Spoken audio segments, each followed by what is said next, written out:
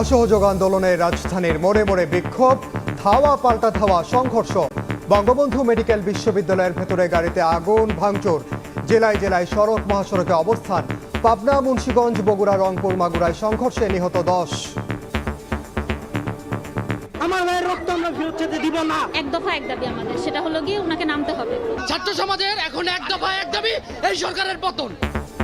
নাশকতা বিরোধী প্রতিবাদ মিছিল নিয়ে মাঠে আওয়ামী লীগ। জামাত শিবিরের কূটকৌশল রুখে দেওয়ার হুঁশিয়ারি। সন্ত্রাসী লেলিয়ে দিয়ে বিপ্লব দমনের চেষ্টা করছে সরকার, অভিযোগ বিএনপির। জামাত শিবির যুদ্ধ অপরাধী গোষ্ঠী গোটা আন্দোলনকে সামনে রেখে এই রাষ্ট্রকে তারা আক্রমণ করেছে। বাংলাদেশের মানুষের জানমাল, জীবনের নিরাপত্তা দেওয়া এবং বাংলাদেশের শান্তি ধরে রাখা। লক্ষ লক্ষ মানুষের গ্যাদারিং এর মধ্যে তারা আজকে হামলা করছে। এখনো কি তাদের বোধোদয় হচ্ছে না?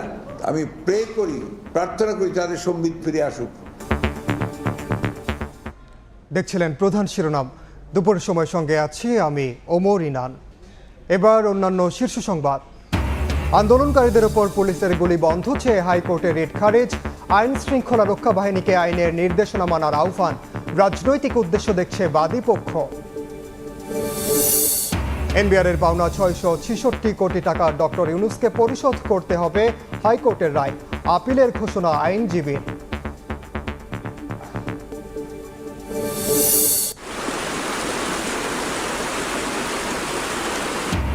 পাহাড়ি ঢলে বাঁধ ভেঙে 3 দিন ধরে ফেনীর লোকালয়ে ঢুকছে পানি।